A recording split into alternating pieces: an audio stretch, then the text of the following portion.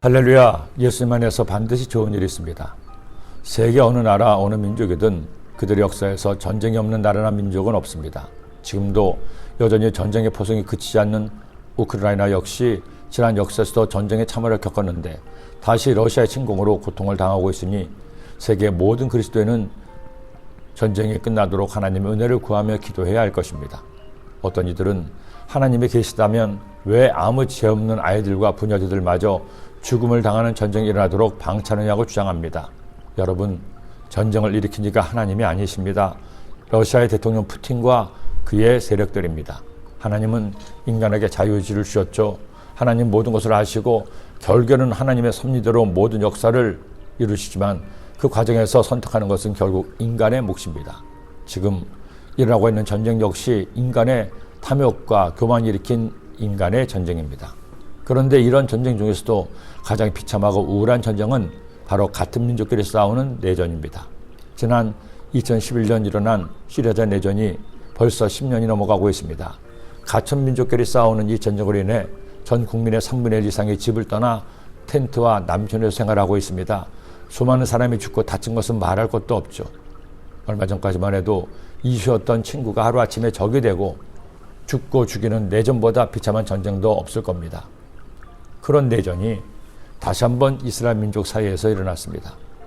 입다에 대해 11일 건 에브라임 지파와의 내전에서도 수만 명이 죽음을 당했는데 이번에는 베냐민 지파와의 내전이었습니다. 더구나 이 내전의 원인과 결과는 더 참혹하고 심각합니다.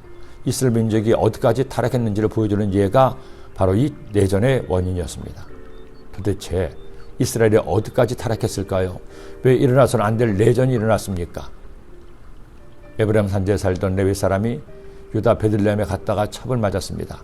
그런데 그 첩이 다른 남자와 간통을 하고 남편에게서 도망쳐 베들레헴의 아버지 집으로 도망갔습니다. 레위 남편은 그런 여인을 용서하고 베들레헴까지 와서 그녀를 데리고 집으로 출발했죠. 가던 중에 날이 저물어 베냐민 사람들이 살고 있는 기브아에서 한 노인의 집에 묵게 되었습니다. 그런데 문제가 생겼습니다.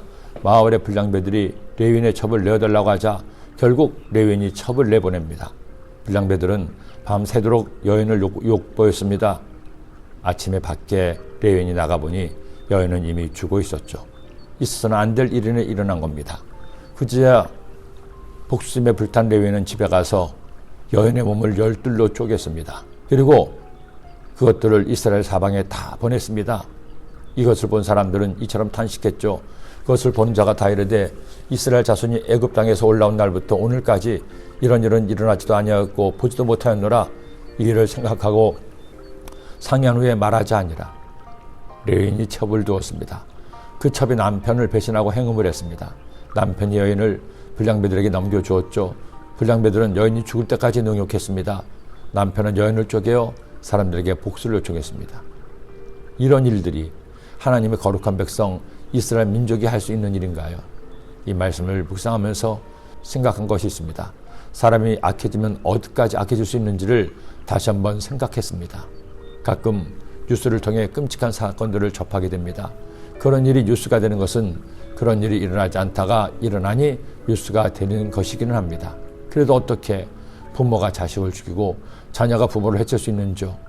아무 이유 없이 묻지마 살인을 제한하기도 하고 상습적으로 사람을 죽이는 연쇄 살인범도 있습니다. 하지만 그는 레위인이고 불량배라고 해도 같은 민족인 베냐민 지파였습니다. 왜 이런 일이 일어났나요? 무늬만 이스라엘 사람이지 그 마음에 하나님이 없었기 때문입니다. 여러분의 영혼 속에 하나님이 계십니까? 하나님이 함께하는 사람은 이런 죄를 결코 지을 수 없습니다. 하나님이 함께 하시는 사람은 하나님을 예배합니다. 말씀이 듣고 싶고 보고 싶어집니다. 찬송합니다. 기도합니다. 그러니 우리 내 안의 죄성을 성령의 불로 태웁시다. 그래서 정결한 영혼으로 주님을 온전히 예배하시기를 기도합니다. 하나님 아버지 감사합니다. 오늘 말씀 마음에 꼭 새겨서 말씀 따라 살아감으로 우리 모두 주님을 기쁘시게 하는 하나님의 일꾼들 되게 하여 주옵소서. 예수님의 이름으로 기도드립니다. 아멘.